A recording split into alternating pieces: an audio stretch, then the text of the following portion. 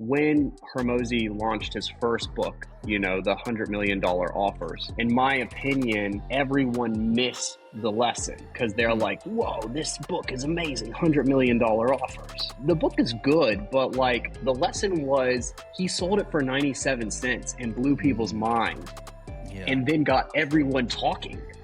And so he filled his whole pipeline forever. Just because he over-delivered in a way that no one had ever expected before. Yo, hey, Holy Hustle Podcast here with my friend Brennan Hopkins.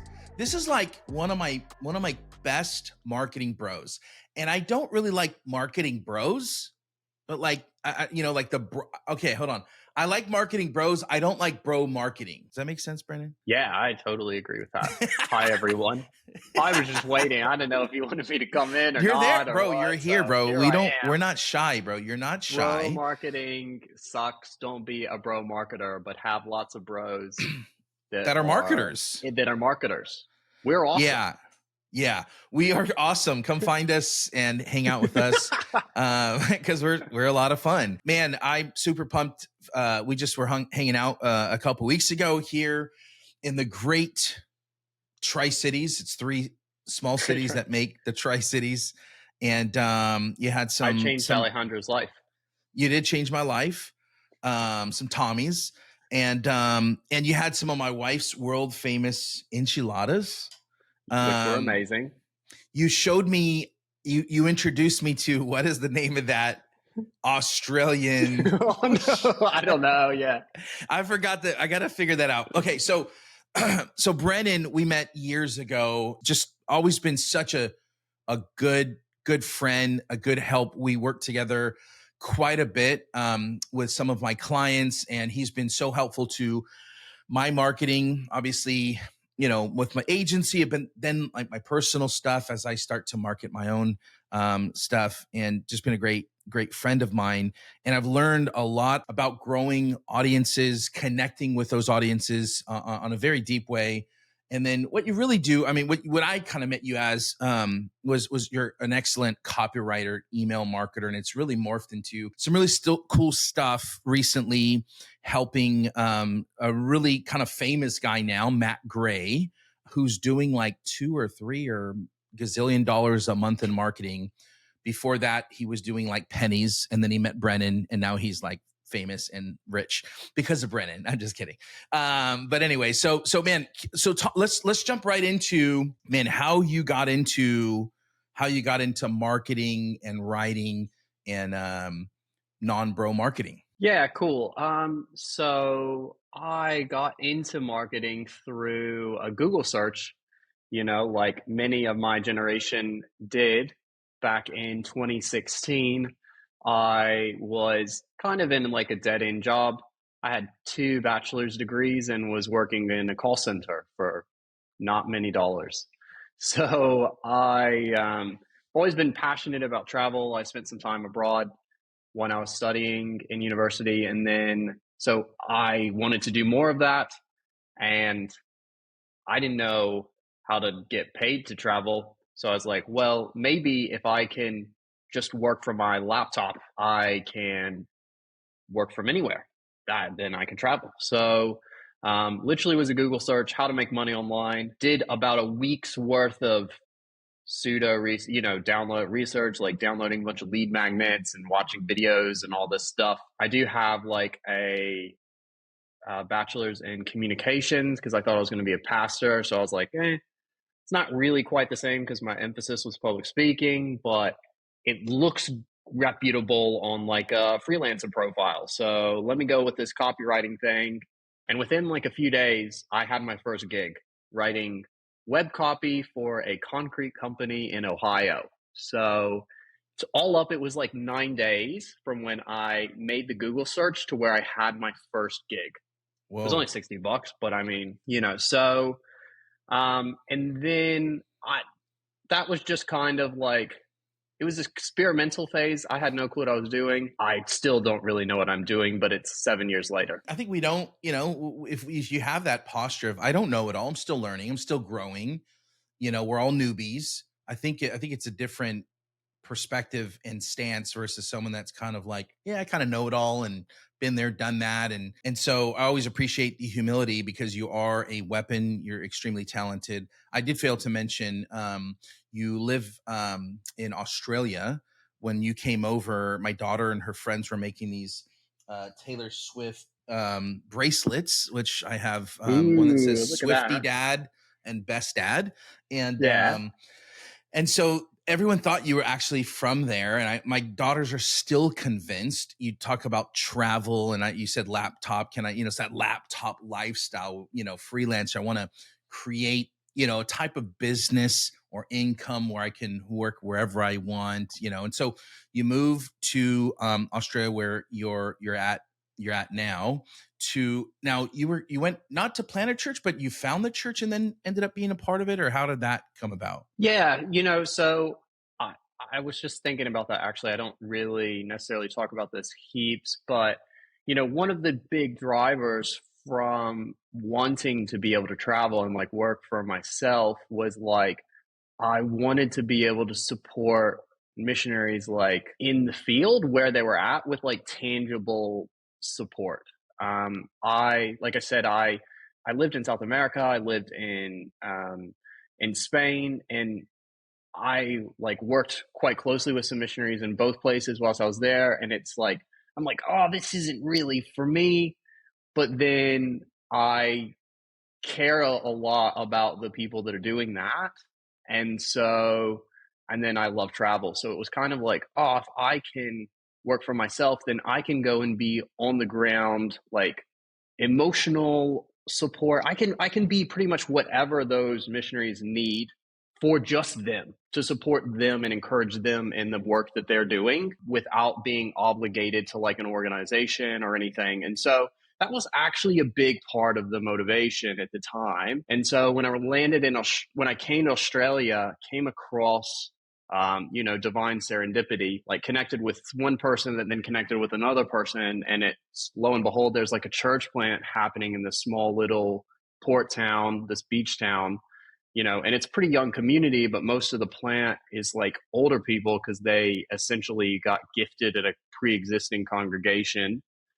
And just like a lot of needs for people that were younger, and it's like, oh wow, like I could come and be a committed member, and so decided ultimately to move back here. And then yeah, that was 2018 when I came, and helped really build up a lot of what was happening in the church. Helped launch kind of like I led the first like small group pretty much, or the first one that was oriented for like younger adults, and we had about 20 people at one point, coming to that regularly, which was really awesome. And so just gotten to play like an instrumental but yet supportive role in the ministry.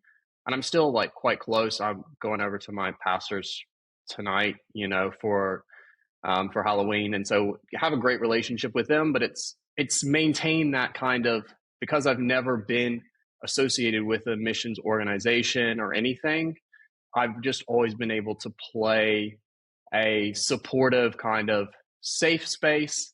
But then also, I just have a lot of flexibility. So, as we mentioned, I just got back from like a 5 week trip. And so that's awesome. I love that type of stuff. So, No, I think it's awesome. I love that I'm able um to help, connect at my local church as well. And I was just talking to Cody Williams. He was on a recent podcast too, where he's got one foot in the church and one foot in business and loves the tension of both and always wants to mhm. be connected at some level to the local church. And so you had mentioned that you made that $60 in 9 days. When I made my first dollar on the internet, it was kind of like, man, like I just needed to do that. And now I can do that again. And hopefully it sounds like it's easy. You make that first dollar and you just do it again and you just Yeah. do it a lot more. And then you made it. Well, for me, it hmm was like several years before I actually kind of tried to kind of make it. When you made that $60, were you like, oh my gosh, this is amazing? Or did you see so many people already doing it and you were like bummed out? It was like, oh, it was only $60. Like, how did you feel when you made that first $60 in 9 days. Nah, I was in awe. Like I Mm. literally, I don't remember if it was that first payment or the subsequent gig that they hired me for a second one Oh, wow. afterwards. And I don't know. Yeah, I just remember this distinctly, this moment being like, God, is this what you're going to use in for like, is this going to be a part of my life now? Because some context, like I grew up thinking I was going to be a pastor, and I was like gung ho on that until I was about 17. And all of a sudden, it was kind of like I was having some time with the Lord, and I was really trying to just, man, there's so many different stories to like give you context, but in that time was trying to be really open handed with the Lord. It's like, a friend had confronted me. It's like, yo, is this really your dream? Or it was like, is this God's dream or is this your dream, basically, at this point? Because I had only known that my whole life. And that really wrecked me, but it forced me to like come face to face with God and be like, okay, God, like if you don't actually want me to be a pastor, that's fine. Like whatever you want. And I'll never forget that moment. It's literally like God like reached out and he's like, okay, I'll take that back then. And just like pulled this kind of like calling, what I would have thought. He removed that for the pastoral role. And I was like, whoa, okay, now what? And so I spent most of my life as a kid growing up thinking I was going to be that. So I just, kind of continued in the same direction. I still went to Bible college. I had plans. I started seminary actually, so I have like a semester of my master's. And that's just because those are still good things. It wasn't, and I was just trusting, like, okay, God, you'll direct me. I'm just going to keep moving forward. I don't really have clarity, but I do know these things, so I'll keep moving with that and just trust. We see a lot. Like I love when you look at the book of Acts. The apostles just they operated like based off of their own desires or interests. It's hard to say. Sorry, I was trying to figure out how to say it, but like it was very intuitive.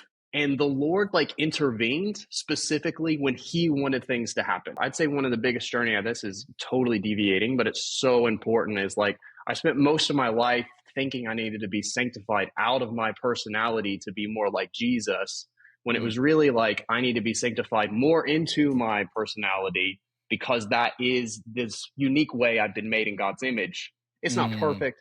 There are ways I need to grow, but like perhaps the main way that God intended to guide and direct me was through the unique way that he made me, through the interests he gave me, through the passions that he gave me. Obviously, I don't know all these things in my early 20s.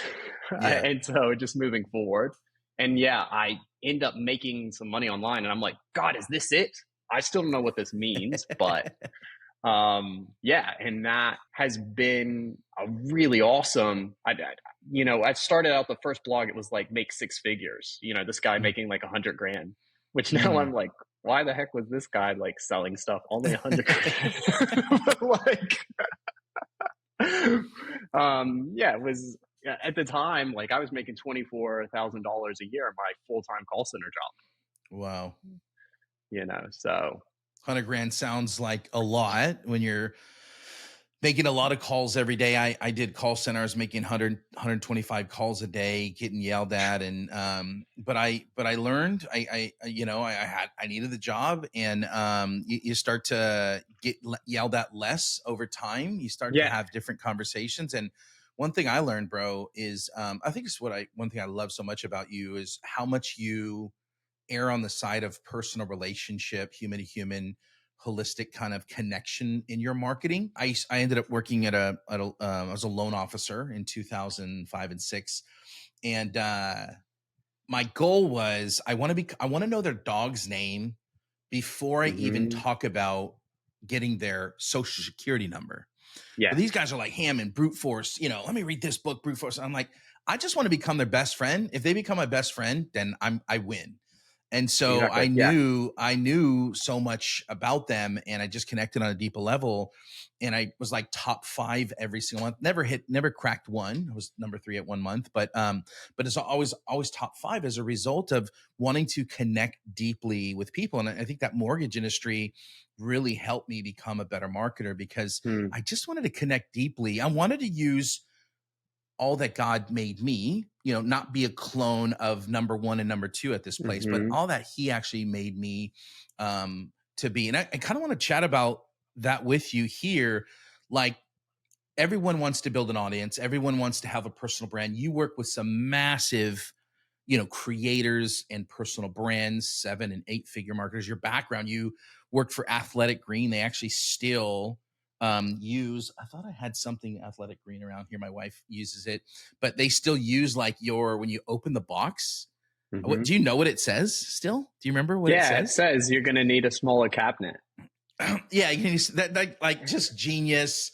And I think you were one of their first copywriters or email marketers, and you've morphed into really your sweet spot that I found right now in this season is kind of working with these personal brands.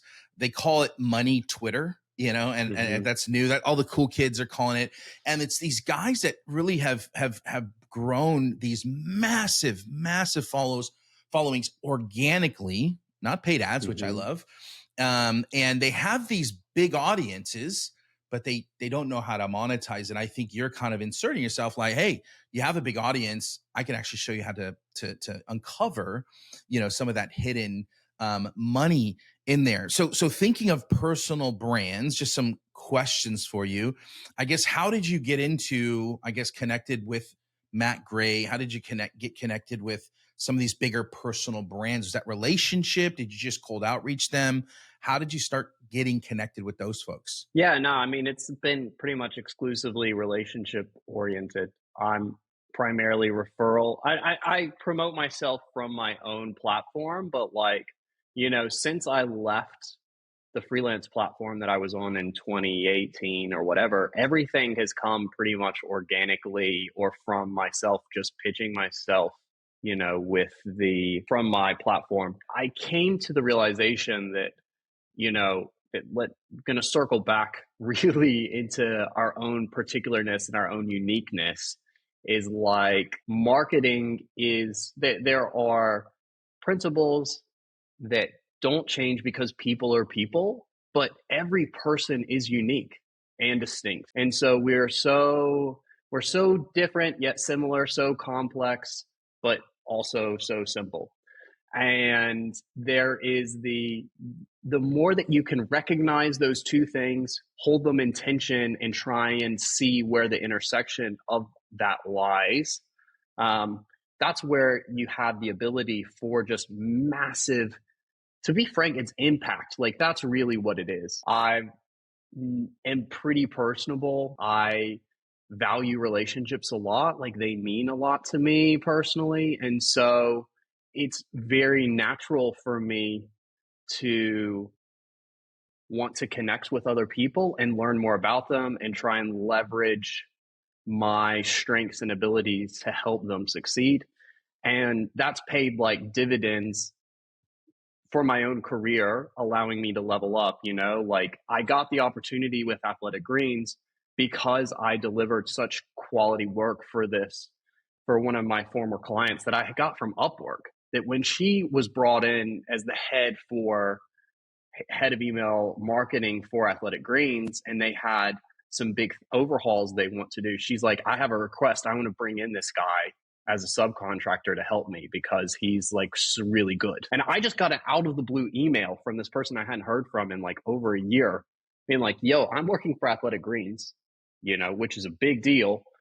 Can you come and help revamp some of this stuff? And then subsequently, the intro that I got to Matt Gray was through a guy that I had on my own podcast series, and then gave a free presentation training in his group, and then a year later ish, he's like, hey, I got this referral for email.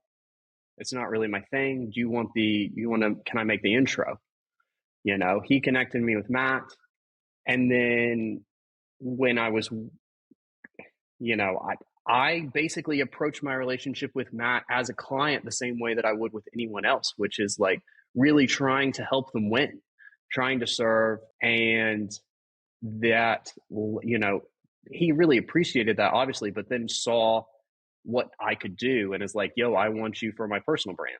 Because he brought me in for his main business first, and then was like, yo, you're doing some really good things. Like, can you help me with this? And so that's how I got transitioned over. He pulled me to his own private, like personal project. And yeah, we just have had some explosive growth pretty much over the past year, which has been really cool. But look, it comes down to like essentially two things, which is first of all, like you need to be competent. And so there's just never there's having a great personality will only compensate for a lack of skill up to a certain level. And so want to make if you want to really stand out, like actually hone your craft and like get good at what you're doing and figure out how your intrinsic character qualities and personalities can enhance what you're doing. I'm in the more marketing communication things because that is my sweet spot. Like I'm not in tech, I'm not in these other things because like my brain just doesn't work that way. And so, but then the second thing is like actually care more about the other person than yourself. Like I think I was thinking about this recently. We often focus more on what what can I get rather than what am I already getting, and I think entitlement is probably one of the most it's one of the most damaging things for life essentially, and we want to circle back to like the fall. Like Adam and Eve felt entitled to have the same knowledge as God. Like Mm, that's really like they were like we're owed this. yeah. And How do you see that um play out in marketing? How do you see that play it in our little space of selling courses, being a creator, building audiences? How do you see, or how have you seen that play out from experience? Yeah, well, like I'm not exactly sure what you mean, but this is the thing. Like people just feel owed a lot more than they have, and that goes both ways. Hmm. And so you can leverage that to like build a loyal following by over delivering. Like that's what Hormozy's doing, Yeah. and everyone loses their mind. But like most people aren't willing to actually give to the degree that he is. Mm, That's why, like, because that's what radical. It's a spirit of generosity yeah. that transcends your dollars. Like it's how you operate in life. Are you generous? If you're generous, you will be generous in a lot of ways, not just with your money. That is an avenue of how you will be generous. But like a generous spirit isn't restricted to just one means or one avenue. It's a disposition. And so I think one of the biggest issues that I see from like a bro marketing perspective is people are just like trying to milk their potential customer base like is the maximum they can. It's like how little can I give for how much? Like how much can I get for how little? Whereas the flip side of that is like how like you should feel grateful that these people are even paying attention to you. Like you're not actually owed any of these eyeballs. You might have worked hard to get them, but that doesn't mean like effort doesn't equate like you being owed that. It just increases the likelihood that you will have that. But like and that's like a belief that will shape the whole way that a business is structured and operates. Like, do you feel like you're owed these people money, or do you feel grateful and privileged that these people choose to give you their money as opposed to anyone else? Yeah, I think that's the posture, the disposition. It's a big thing. I think I wish more people talked about. It's a heart thing. It's a humility thing. And you can't fake that. I mean, maybe you can for 2 weeks or 2 months Yeah. or maybe 2 years, but it's a foundational principle. That's actually, part of the reason, one of the ancillary reasons I've started this podcast, because man, I just think there's a level of character and integrity and generosity that I think is really lacking um, Hmm. in this space. And so you mentioned Hormozy. I would, Hormozy's great, but I would say Matt and some of the other people that you connect with and work with, you kind of working with the, celebrities in their Hmm. niche. You've mentioned some of the people that you've had the privilege of working with. Um, I guess I couple of things that people need. They need an audience and they need a product, right? Like some sort of Yeah. Hmm. offer to sell that. So I want to talk a little bit about when you got to Matt, when you got connected with Matt for his personal brand stuff. I know you worked on the business side of things.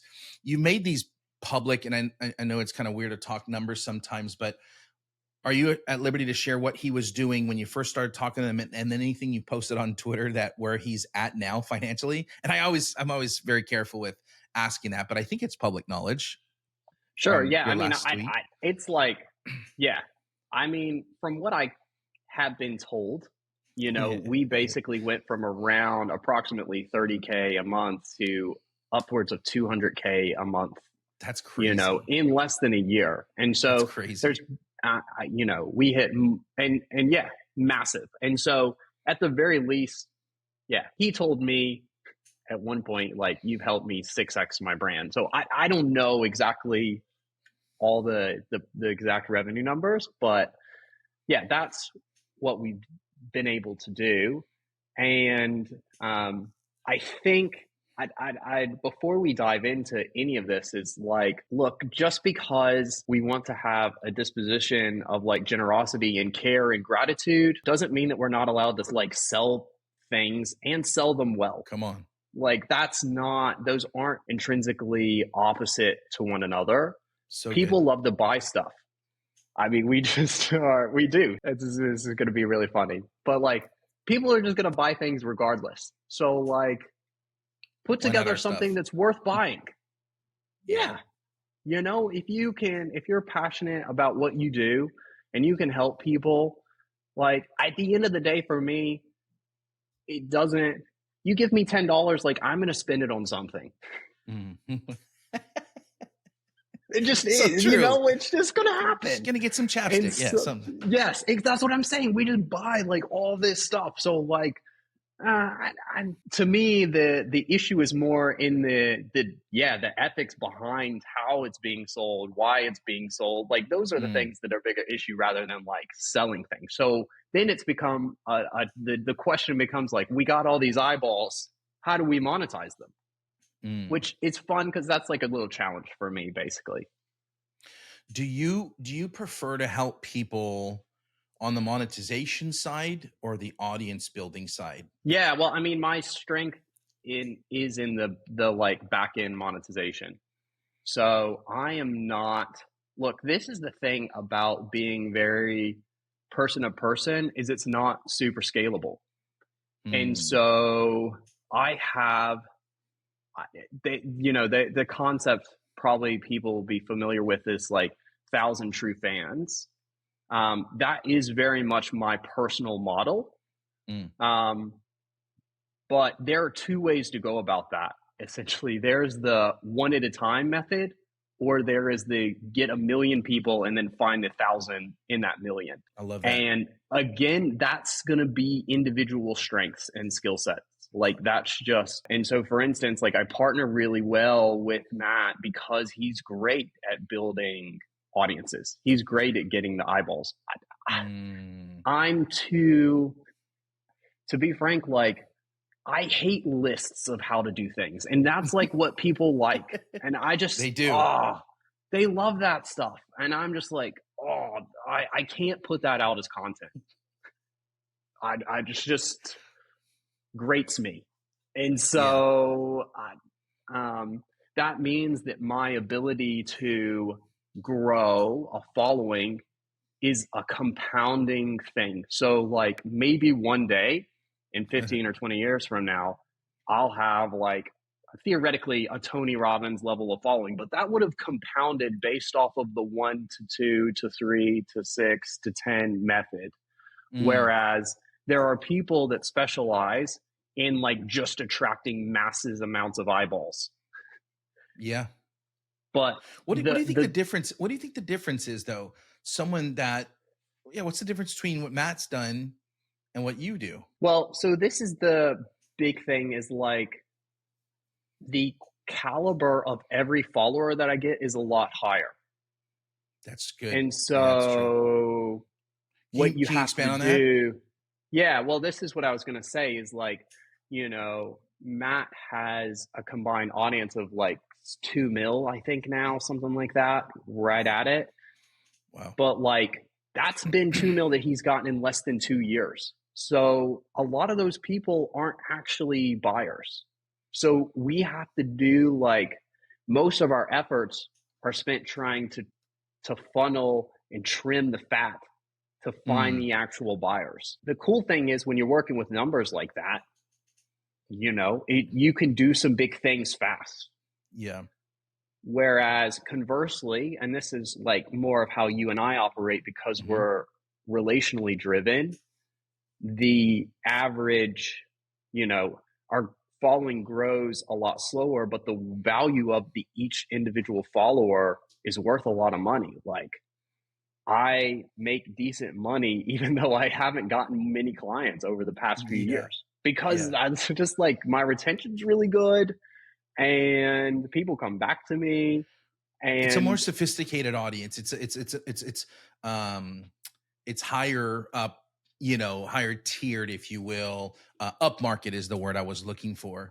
And sure, yeah, so there are people that he's probably attracting people that I want to be a freelancer. I want to build a personal brand. I want to build it yeah, around this expertise. Or you and I are going, hey, do you make 100 grand a month? Okay, you don't, you might not be the right, you know what I mean? Like yeah, mm-hmm, and so I know you have some free trainings and you do some of that stuff once in a while where some people that are newer might be, mm-hmm, what I would do if I was watching this right now, I would follow along how Brennan communicates to his audience. There's this really cool thing. To Comma Club with ClickFunnels was it's a really big thing, and people kind of use it in their ads and everything, and kind of as a parody, or I don't know if it was a slight or whatever, just for fun. You had this, if you go to his profile, half of everything is like pizza. Brennan loves pizza. I'm really sad we didn't get to eat pizza together. However, you had this two pizza club, and I actually mm-hmm, saw one person run that in an ad one time. I thought I saw yeah, that. And I was asking you one time about it, and I'm not always right. I was like, hey man, like a lot of your stuff is pizza. Like, why do you do this? And I was like, man, is this the right thing? And you said something. I don't recall. You just talk about you wanted to, it had to do with personality and connection or something. Like mm-hmm. why did you create the Two Pizza Club Award? Oh, the two Pizza Club Awards. I mean, that's that's just a natural extension, I guess, of the brand development, to be honest. Yes. Yeah, But yeah, yeah. to further leverage, like, look, virality is supposed to be Mm, it's supposed to be honed and utilized a lot more strategically and intentionally than most people do.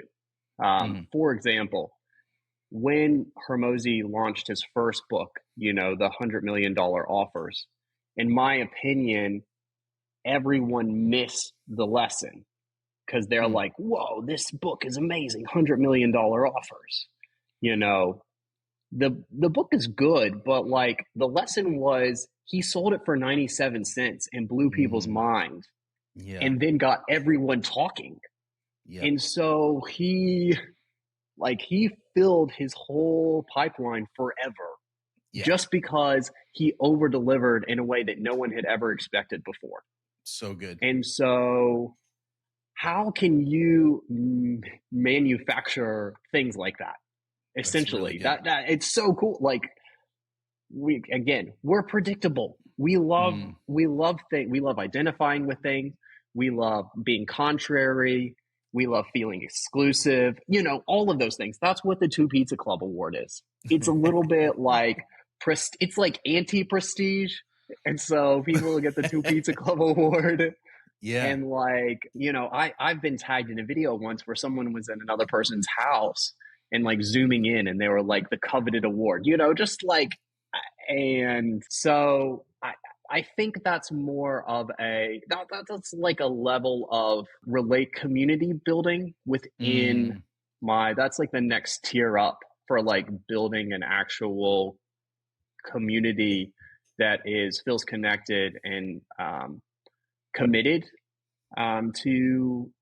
to what they're a part of. So that's basically what that is. But like the reason I got into pizza or started talking about pizza a lot was just because it was an easy starting point. Like it's innocuous. Like mm. everyone, I just found out recently pizza is the most photographed food in the world. Oh, wow. Yes, pizza. I'm so like, I just Fascinating. observed some people, some high level entrepreneurs over a couple weeks. I noticed both of them posted about pizza and there was just a ton of engagement. And I was like, well, Mm, that's easy. I could talk about pizza a lot. And it's basically the foot in the door to actually build a relationship. And so mm, for me, I don't want to, how do we say this? Like, I want the opportunity to connect with people as a person before so I good. do it as a marketer. I love that.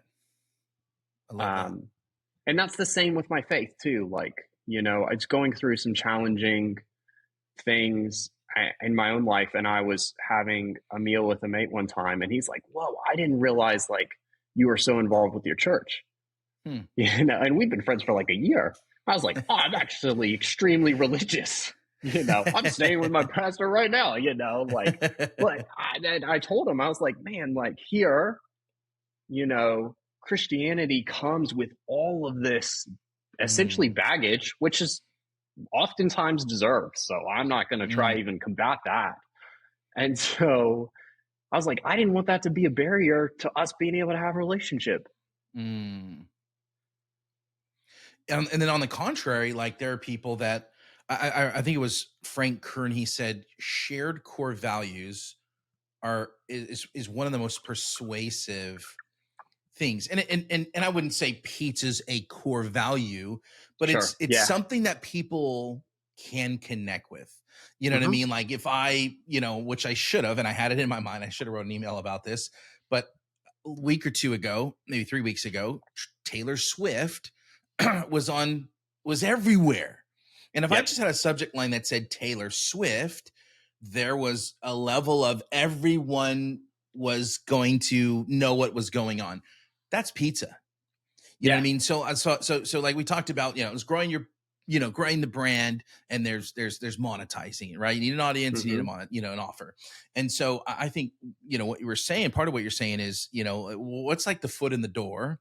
What's something that Hmm. you connect with an audience? And some of it can be kind of fun and cool, but then some of it can be faith. Some of it can be something else. Maybe you're conservative, maybe you're liberal, maybe there's something that connects you with your audience. And for me, bro, like that's why I kind of went all in on Christian entrepreneurs, is because Hmm. I've been so like, who do I pick? Like I gotta pick, and it's been so hard. It's been like 3 or 4 years that I wanted to launch this podcast. I didn't always know the name, but it was always like, I don't want to, I want to be inclusive. I want everyone, I want to talk to Yeah. everyone. But from a marketing standpoint, this is what I teach. Like marketing, if picking a niche should actually give you some level of angst. It should, like, you Yeah. are alienating an audience and shunning people, unfortunately, not to be rude, but you're just trying to serve and steward a specific audience most. One question I had follow up. You're working with a few different these personal brands, and I know you don't like the list, but what is one thing you notice about them that they all had in common? Like, that's very interesting. I didn't know that. Or that makes sense. I that makes sense that they're all doing this one thing. Is there something that you kind of notice from these type of personal brands, these big audiences? Sorry. Can you ask that a different way? Yeah. So what is, I know you don't like these lists, like, here's Yeah. 7 Yeah. ways to Yeah. build Yeah. your Oh, personal brand. gotcha. Gotcha. Yeah. But Yeah. Yeah. Yeah. talking, connecting with a few different ones, you're in these big masterminds. What is something you notice that is similar between, or some activity that they do on a consistent basis versus posting 300 clips a day? What would you say is the thing that kind of very similar with all of them? Well, look, okay, so pretty much everyone that has a large audience because their content was extremely consumable and Mm, digestible. So mm, like low bottom of the shelf stuff. And produced at a high volume, mm, frankly. mm. So at the end of the day, like we're all dopamine chasers. And so they do a really good job of like giving the dopamine content. And so that's kind of, What's an example of that? Like how, okay, great. How can Alejandro do that? How can I get people to chase dopamine? How can I give them a yeah, payoff well, in my I mean, marketing? so that's the thing. That's a great one. It's just like, how can I give them a quick win? That's But the good. problem is like, not, quick win can be as simple as making them feel better about themselves. That's actually often It's what the quick true. win is. It's So, true. like, forget about, so funny.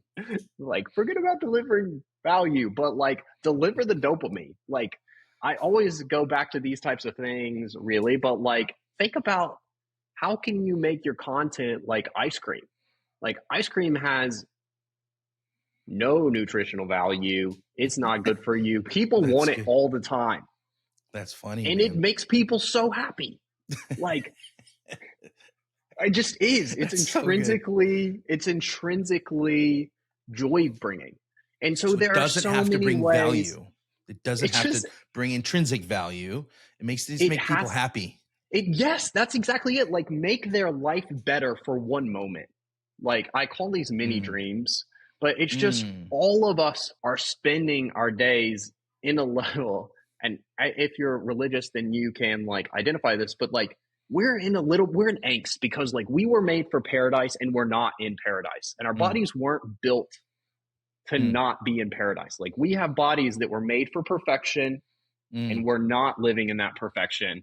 mm. And so all of creation is like groaning because it's like, I wasn't meant to deal with these tragedies or pains or joint Mm. aches or like, man, I would like, why do I feel a desire to be liked?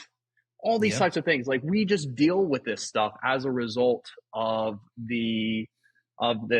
the consequence of the fall. And so the like there are so many ways that you can give someone a moment of that validation. Essentially, it's Mm. like a level of like that validation. Yeah. And so lists do really great because frankly, we feel better about ourselves after we have more knowledge because we often associate So good. more knowledge with competency and with the Mm. increased likelihood of success or self validation. You know, forever uni and like being well educated has been a value. So we're like, Yep. we know it, we read a list for 10 things. And now all of a sudden we're like, I am now a slightly better person because I know 10 things that I didn't know before. So true. You know, well, that's what I'm saying. So, like, all of these types of things factor in. And I think people just overcomplicate. That's where I'm coming back to like, we're so simple. Like, Yeah. what can you give someone that will make them feel a little bit better? We have core desires. You're human. Like, actually access and tap into your humanity. Mm. And when you're excited, when you're happy, be like, why? What made me excited about this? Mm. Huh, okay. How could I how could I instill this in something to make another person feel that way? Can I trigger this in someone else? So good. And so, you know, you can do a Google search though, like the best types of content. Like people have put lists, lots of lists Lists. And of yeah, the best those. types of content. You don't have to reinvent the wheel. Yep. A lot of it is frequency is frankly the bigger thing. So when you're doing Yeah. organic stuff, it's relentless. It is a never ending thing. Yep. The algorithm rewards constant posting. That's the reality. And That is true. so working, that's where you want to like consider paid ads Yep. because Yep. it's a grind and like I like Matt spends a lot of money to have an organic content machine Yeah. because just the volume required. I would love to see some data, and it's probably out there. you know, I remember my friend Justin Brook talked about this one time. He said, if we care so much about time as entrepreneurs and we want freedom and margin, um, you know, why would we want to post 72 times a day or 72 Yeah. times? You know what I mean? Like where you can create a few pillar pieces of content and just, turn on a hose of ads and a Yep. flood of content and eyeballs. And I think you need an omni channel, Hmm. approach to it. I think that's wise when it comes to marketing. They go hand in hand. But to me, if someone was just getting going, I don't know if I don't think I'm that good at. You could do it. Like you could. I think you could tweet and do threads and go crazy. For me, I'm like, man, just give me a video. Can't just give me my phone. I'm just gonna record something and put $5 to $10 a day. Then Yeah, I'm gonna get it that's in front great. of everybody. And then in 30 days, we probably gonna end up at the same spot. I just think you got to pick your poison, right? And what makes you really pumped to do? Do you love writing? Do you love to engage? Do you love having the one Yeah. to one in DMs? Or are you kind of just like, a little bit more chill and want to just do a video and run ads? Um, Hmm. So so let me add on a couple things to that. yeah. First of all, like there is in today's like growing digital economy, having a presence is really important. And Hmm. like there is, there are brands, and we saw this when iOS updated their stuff and the pixel tracking. Like I lost some brands because I was working with e-commerce at the time. And like Mm, they were just totally built off of ad spend. mm, And so there is a danger of like only using ads because you don't want to yeah, you need to have a presence in like that can stand a little bit apart from right. ad spend behind it. And that means posting content, that means creating, but or at least developing really good relationships on a one-to-one basis. However, the thing that you were saying earlier too, like maybe I could be the one to build a passionate following online. I can't actually, and that's because of who my personality is. Like it's actually Your person. unsustainable for me. I just won't do it. And that's like you got to And you know be, that. And you know you that. want to be good at business and marketing, be radically honest about yourself. So So you good. can be radically honest about who other people are and you can just talk to them in like their actualness. And so Mm, for me, we're discussing a paid ad strategy for growing my own brand because I cannot keep up with organic stuff. Like it's just, that's not how I operate. And like, I so good. don't want to put lists together.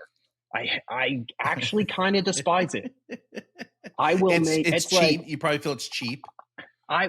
yeah, to be frank, like I don't judge them. It's just that's not who I want to. I want to make one list a year.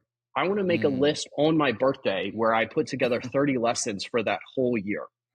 Yeah, it's good. 33 now coming up. But like that's just who I am because the amount of depth and effort Mm, that I want to put into those types of things, I want every section to be theoretically life changing. wow. I Yeah. that but that's just who I am as a person. Yeah. When I write something, I don't want to just um yeah, I don't want to put something out there just because. Yeah. And No, it's good. so but it took me a long time to realize that and it stunted my growth, to be frank, because I Mm, kept trying to implement these strategies that were just intrinsically incongruent with myself. And like, there's a difference between being stretched and pushed out of your comfort zone and being put in an environment and being forced to operate in a space and environment that is contrary to who you are. So like one of them produces growth. So like when you're exercising and it's like, what's the difference between adding an extra 10 pounds and adding 100 pounds? One of them mm. will contribute to your growth. One of them could kill you. And so Yeah. that's the distinction, like learning to recognize, is this a growth area or is this like an incongruency area? So good. So good. Now, grow the audience, not doing, and you got to have the self-awareness for who you are. I mean, I think so many people, especially younger folks, it's like everyone's doing this tweet thread and they're getting hype fury and they're getting all these things. It's like, and Yeah. it's just like you look like a clone of a clone of a clone, right? Uh-huh. Yeah. So for those kind of growing the audience, or maybe some folks that already have an existing audience, we got an email list of 1,500, have a Facebook group of 500,000 people or whatever it is. You know, when you look at like, hey, I need to make something, I need to make money in November. I have 30 days and I want to make some income. Where do you first look? Because I saw a post that I don't know if it's 300 grand or 500 grand you found, which is like, I've never found this, bro. Like, Sure, sure, sure. Yeah, yeah, where yeah, do I yeah, look yeah. in like my freezer or like mattress? Yeah. You found $500,000. Was it $500,000? Yeah. Yeah, you found $500,000 in someone's business, right? And Yeah. so maybe you don't have those that are watching, maybe you don't have 500,000, but maybe you actually have like 25 grand, or maybe you have like 7 grand or 17 grand. Where, when it comes to monetization, you're looking at these, what is the first couple things you look at to go, I've audited this and I identify, here's what you need to do in the next 30 days. Like, I'm not saying to give away all your secrets, but where are you looking first? And how would you, gun to my head, I need to make 10 grand in the next 30 days? Yeah, yeah. So this is the thing. Look, I know, I don't know who Hormozy probably ripped this from, but I remember him saying this. And it's like, there are basically two ways to make more money. You get more money from you, like you get more, well, I will tweak this. You close more leads. I think Mm, you need more leads, but like you close more leads is really part of the thing. mm, Get more mm, leads, close more, and you make more money from your pre-existing things. mm. So let's circle back to a call that you and I were just on before this Yep. with one of your own clients. And one of the first questions that I asked when they said that they have a particular type of customer that churned was, I was like, Mm, well, can we create something specific for them that would keep them longer? That's literally, it can be as simple as that. And so forget, I love it because the process is very like back and forth. So mm. I will, if you have any sort of pre-existing audience, my first question is, okay, how can we get more from that pre-existing audience? Which means Mm. potentially a new offer, potentially following up with pre-existing people or people that have churned to find out, do they need your services, or if there's something else that you can provide for them. Yeah. And there is new offer that, yeah, those are essentially the two main things that Mm. you can do to monetize your pre-existing. So let's say that someone has an audience and they have an offer. They can, first of all, just promote it. I don't Yeah. know what level of promotion they're actually doing. Yeah. How can you can frame that in a scarcity urgency based thing. You can create a context to where it's exclusive. To be frank, Mm. like maybe you're already promoting something. All right, put a twist on it and Mm. create circumstances that make it special or unique or stand out. You do this with your cohort based stuff. Mhm. Like get in one time, super easy to like theoretically monetize quickly if you have an existing audience by just creating something that's like time dependent. So good. So then that's the first thing. The second thing is like, okay, if I have a bunch of people that's never bought from me, I'm probably not offering the right thing. Ooh. So what could I offer them? And Mm. then it's just like throwing things up. I, I do occasionally will do free and or paid trainings to like, and I just sell them organically on my Facebook profile. And the Yep. last one, it was like $97 and like 25 people purchased it, Yeah. you Could know? lead to And more, like, and it could lead to more. well, that's the thing. I don't have that back end set up, nor did I want to. Like, that's not who I currently want to be right now, and or at least what I was doing at the Yeah. time.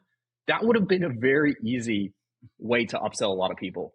Like, But you have an some audience, big run ballers a, were on those though.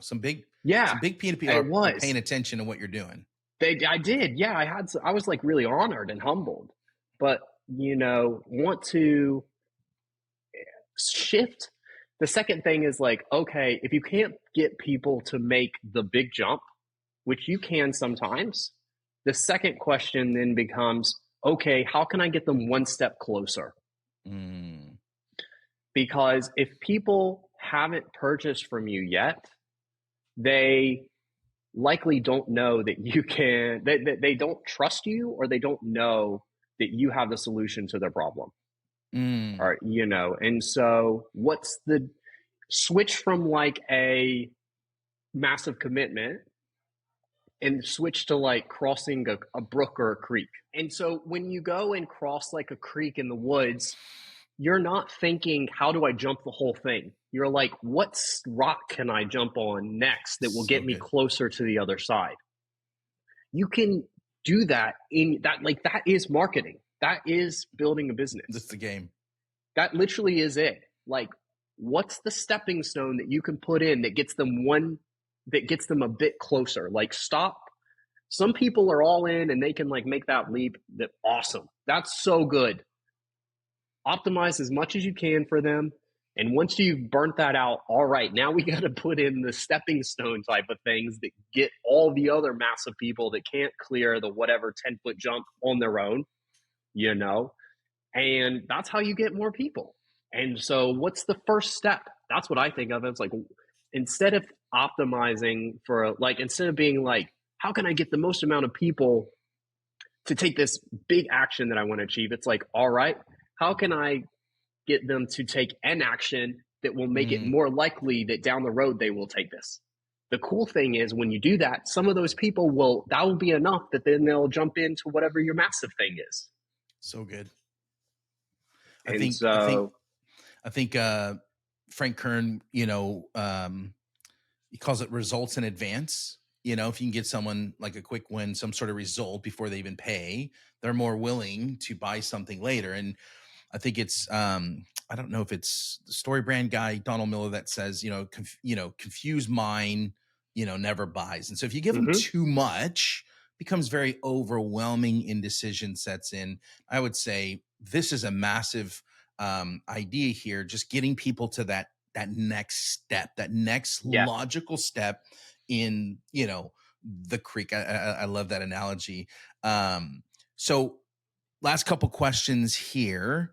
Before I get into those, I just want to find out, where can people find you, connect with you? What's the best place? I know you're not doing listicles and posting every day, but just kind of want to, maybe hire you one day, connect with you, follow along your journey. Where can they connect with you, bro? I mean, I'm most active on Facebook, really. So, but I'm I haven't quite started building up my new audience presence because I was focusing on, well, just doing the work, but also getting Yeah. clarity. So Mm, I'm, yeah, like the type of person, for me, I want to have a clear idea of what I'm working towards before I start putting a bunch of effort or whatever. I don't want to pivot too much and stuff. So Twitter and like Facebook are pretty much the best bets. And I'm just, okay. yeah.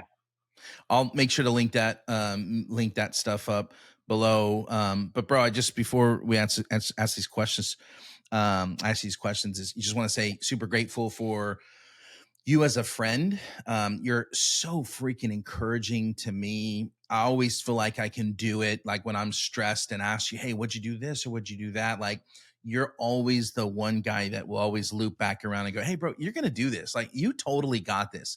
And I think Yeah. sometimes we're so focused on our own stuff, and rightfully so, but that we forget, like, hey, encourage that person, like really, support them. And you're always like that. So thank you for being that guy and friend in my life, bro. Okay. So if, maybe 2018, or when Brennan started getting into marketing for the first time, or you're at a crossroads of like, should I do this? Should I do that?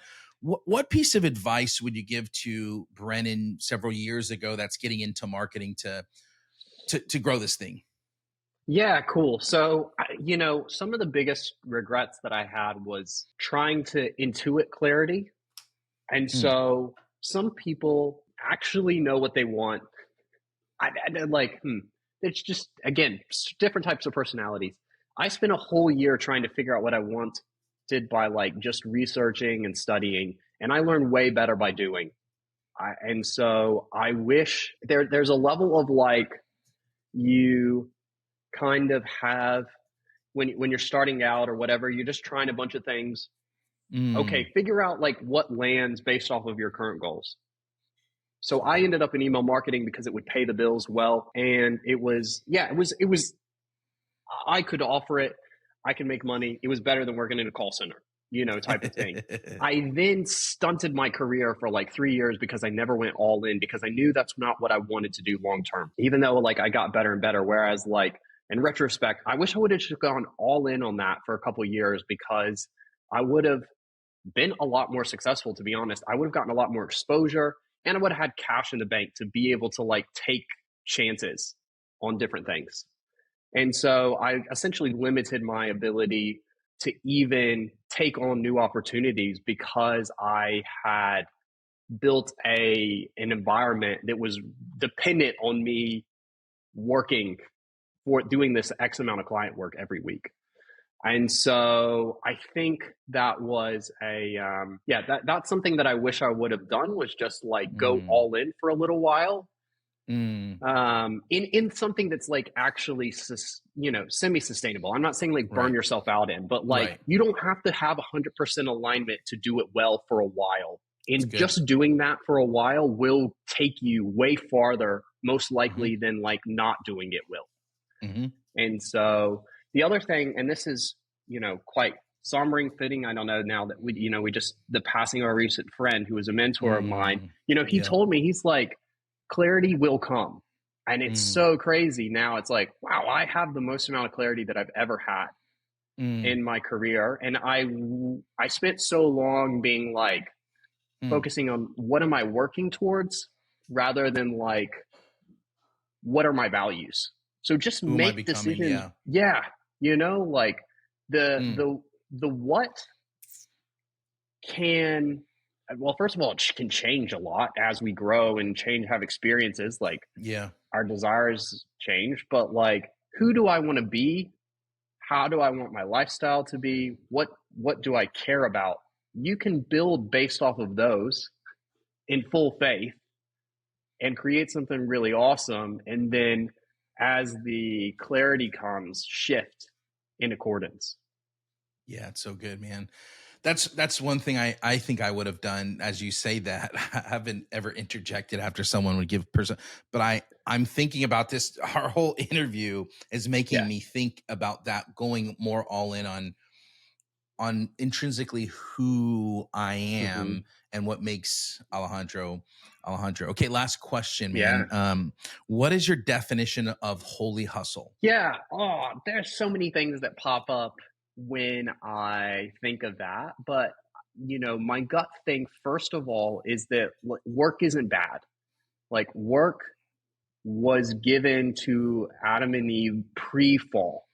Hmm. Toil is the result of the fall, work, not the result of the fall.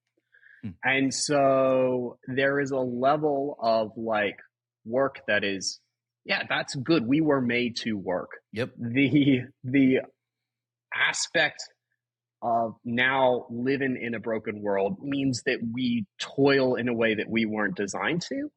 Mm. And so it is what's our why? What are we trying Mm. to accomplish behind those types of things? And so I think of I think of the holy hustle as like all good things take work, Mm. and I like that. I am glorifying God in this because He created this, Yeah. and this is good. And so I can be both encouraged in my pursuit and also like admonished and like a little kick in the butt Yeah. that it is good for me to do this. And there is the potential for impact and Yeah. life change, but that's not the why. Like Mm. God is the why, and all Yeah. those other things are the side the side effects kind of that come that are beautiful and provide encouragement and joy and delight in life.